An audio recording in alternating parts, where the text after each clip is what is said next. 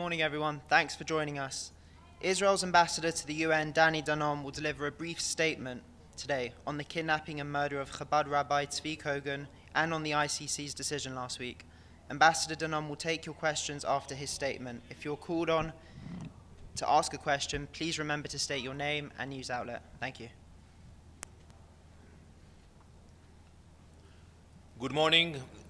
This weekend, Chabad Rabbi Zvi Kogan's brutal kidnapping and murder in the UAE shocked and saddened the state of Israel.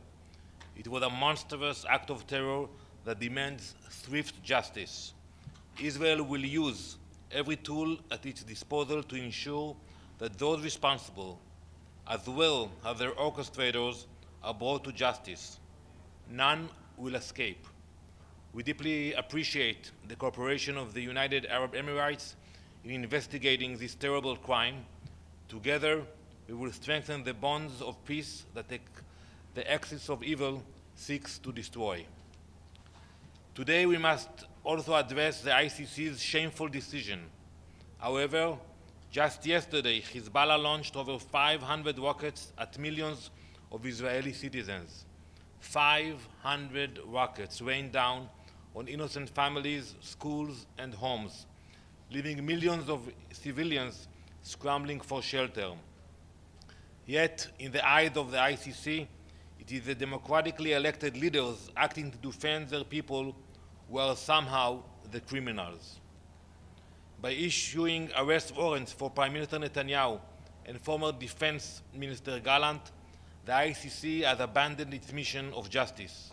It has reduced itself to a political weapon, targeting democracies while turning a blind eye to the atrocities of the world's worst regimes. This is not justice. It is diplomatic terrorism. Now, Israel is the target. Tomorrow, it could be any nation that values its sovereignty.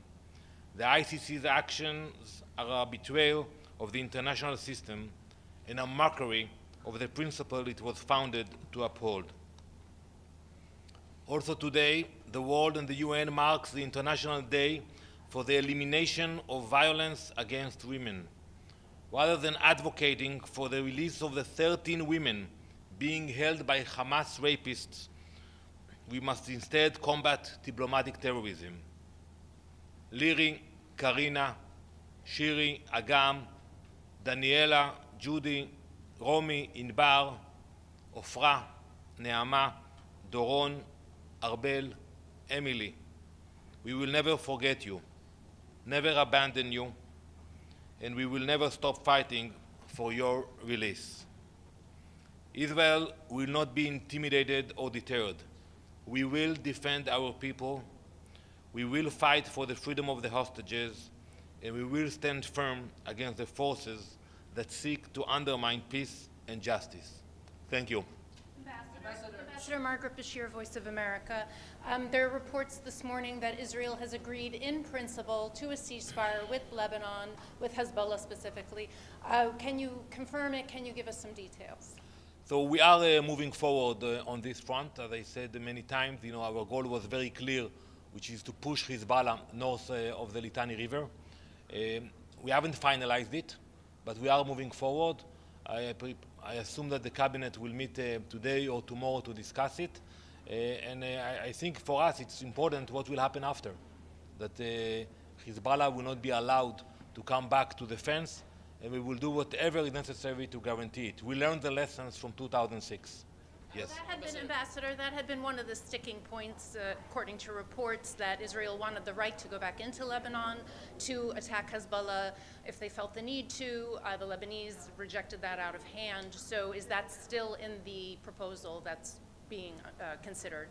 So I said it very specifically. We learned the lessons from Resolution 1701, and we will make sure that we will have the ability to neutralize any threat that will not be dealt in southern Lebanon. I hope that the Lebanese army will take care of that in the future, but if they will fail again, we will be there. Yes, please. With China Central Television, a follow-up with Maggie's question. On the ceasefire, we know that's close or in principle agreed that. we heard this like a couple of months ago when Israel is negotiating a deal with Hamas. So what would be different this time? And secondly, I guess, what do you think the role of UNIFIL would play during the ceasefire? Thank you. Well, first I want to remind you that it was Lebanon and Hezbollah who made the linkage between a ceasefire with Lebanon and a ceasefire with Hamas. It is not the case today, and we are moving forward with that front to have a ceasefire with Lebanon. Regarding UNIFIL, UNIFIL will stay there. We will coordinate our activities with the UNIFIL, and I expect that they will be more effective this time. They will have to report what they are seeing. They failed on that front. We don't expect them to fight, but to report that's their mandate, and they have to do it. Yes, please. The first question, what I mean is actually, in Gaza, this deal has been talking like for months, but always like those final details that cannot be reached. What would be different this time with Hamas? Because you said with Hamas or with Hezbollah? No, sorry, with Hezbollah. What would be the, well, the details? You know, with Hezbollah or with Lebanon, actually, it's easier because you're dealing with a nation, with a country. The negotiators can receive answers. With Hamas, it's much more difficult. You're dealing with a terrorist organization. It's very hard to get answers. You know, until today, we haven't received a list of the hostages who are still alive or a proof of life. So it's a huge difference between dealing with Lebanon and dealing with Hamas. Yes, Edith. Thank you, Mr. Ambassador. What role do you see for the United Nations in any agreement with Hezbollah for UNIFIL? There's been talk of a role for the United States. And how soon do you expect this to happen? Are we talking about the next few days? So first, I expect that you will have stages.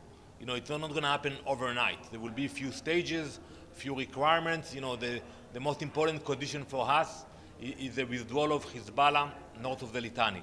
We said it from the beginning, that will be our goal in this war. Then there will be other stages in the agreement. Regarding the UN, as far as I know, the UN is not part of the agreement, but the presence of UNIFIL over there is important. And we are grateful for that. I'm in constant connection with the peacekeeping department at the UN. They are visiting the area. They are involved. They know about what's happening. And I think they have also to take advantage of this situation and make sure that the UNIFIL presence is more effective. Ambassador, could I just ask you one on Rabbi Kogan? Sure. You mentioned the axis of evil. So is Israel pointing fingers at Iran or one of its proxies in his murder in UAE? Well, we cannot go into details yet, but it's all known that it wasn't like a terror attack that came from the UAE itself. You know, it was imported. You know, those terrorists who brought there, who kidnapped the rabbi. And you know, I know the rabbi and I know the work he did there, and it is unfortunate because the UAE, it's known for tolerance and they respect all religion, and I think those people who chose the location of the UAE to commit such a horrible crime, it's shameful, and I trust that the UAE government will make sure that they will pay the price for that. And Ambassador, just sorry, one more. You often tell us Israel is the biggest democracy in the Middle East. Why is the government sanctioning Haaretz for its reporting?